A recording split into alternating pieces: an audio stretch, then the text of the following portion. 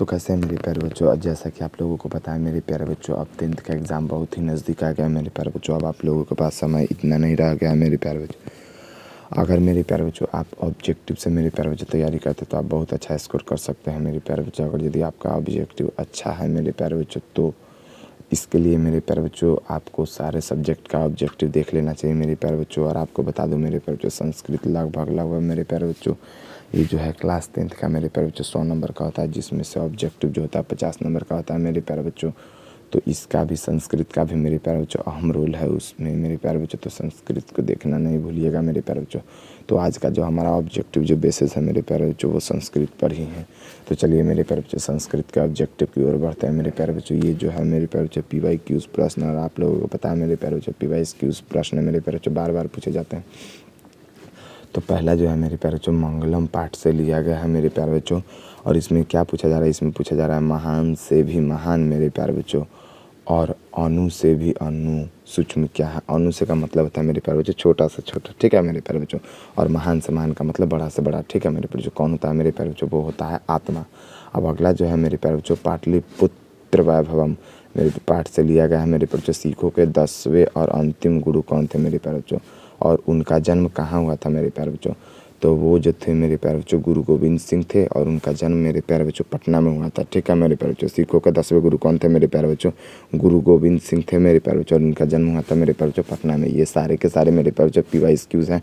तो आप इसको तनिक भी मेरे प्यारे बच्चों मत छोड़िएगा, आप इसको पूरा देख लीजिएगा मेरे प्यारे बच्चों। अगला है मेरे प्यारे बच्चों क्या अल्स कथा पाठ से मेरे प्यारे बच्चों अहो कथमयम कोलाहल, यह हल्ला कैसा है, किस आलसी ने कहा था मेरे प्यारे बच्चों, पहले आलसी ने कहा था मेरे प्यारे बच्चों। अब अगला जो है मेरे प्यारे बच्चों क्या व्यग्र पथिक कथा है मेरे प्यारे बच्चों, पाठ से लिया गया है। पथिक कहाँ फंस गया था मेरे प्यारे बच्चों, तो आपको पता है मेरे प्यारे बच्चों व्यग्र कथिक पाठ में मेरे प्यारे बच्चों पथिक जो है मेरे प्यारे बच्चों कीचड़ में फंस चुका था, ठीक है मेरे प्यारे बच्चों। इसमें मेरे प्यारे बच्चों एक पथिक और शेर की कहानी है, ठीक है मेरे प्यारे बच्चों। और वो शेर जो है मेरे प्यारे बच्चों आदमखोर शेर होता है मेरे प्यारे बच्चों, और वह इतना बूढ़ा हो चुका है मेरे प्यारे बच्चों कि उससे शिकार भी नहीं किया जा सकता था मेरे प्यारे बच्चों।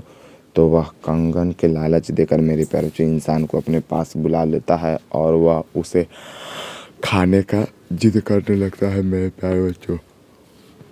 तो ये जो कहानी लिया गया है मेरे प्यारे बच्चों वहाँ से लिया गया है। अब देख लीजिएगा मेरे बच्चों, अगला जो है अगला पूछा जा रहा है क्या मेरे प्यारे बच्चों,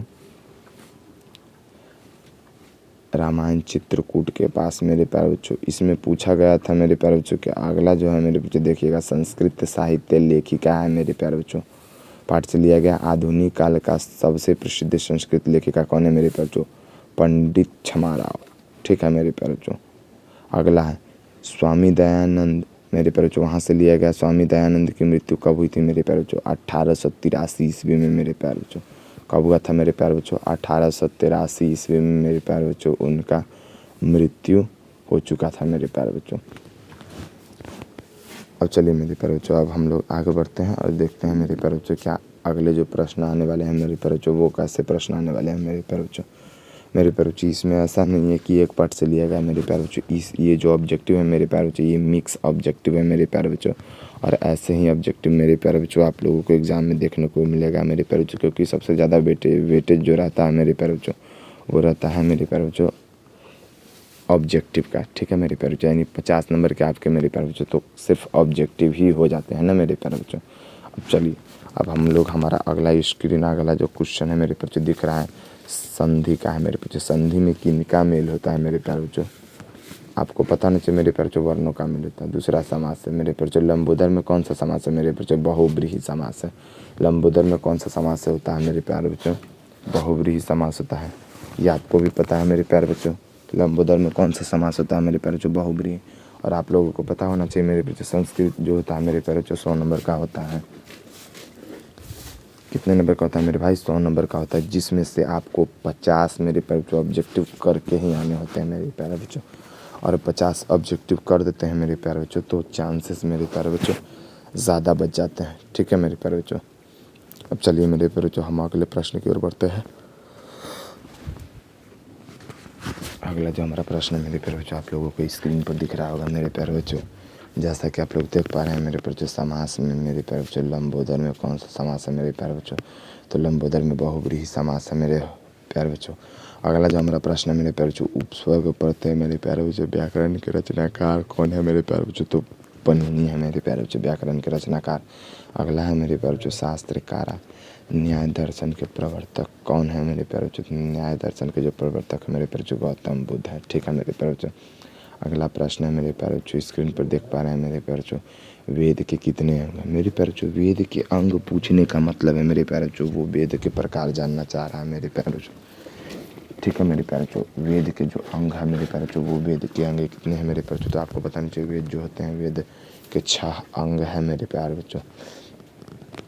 अब देख लीजिए मेरे बच्चों, नर के कितने द्वार है मेरे प्यारे बच्चों? इस पाठ के आधार पर मेरे प्यारे बच्चों पूछना चाह रहा है। ठीक है मेरे प्यारे बच्चों, 3 है। कौन कौन मेरे प्यारे बच्चों? काम हो गया, क्रोध हो गया और लोभ हो गया। ठीक है मेरे प्यारे बच्चों, ये सारे क्या है मेरे प्यारे बच्चों?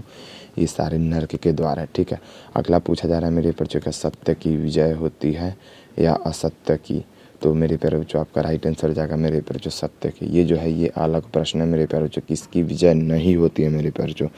कई बार मेरे प्यारे बच्चों एग्जाम में ऐसे भी प्रश्न देखने को मिले हैं मेरे प्यारे बच्चों, क्या किसकी विजय नहीं होती है मेरे प्यारे बच्चों? तो याद रखिएगा मेरे प्यारे बच्चों ये अलग क्वेश्चन है मेरे प्यारे बच्चों, किसकी विजय नहीं होती है? तो याद रखिएगा मेरे प्यारे बच्चों क्या असत्य की। असत्य की मेरे प्यारे बच्चों कभी भी विजय नहीं होती है मेरे प्यारे बच्चों, हमेशा ही मेरे प्यारे बच्चों सत्य की विजय होती है। तो आज का संस्कृत मेरे प्यारे बच्चों समाप्त।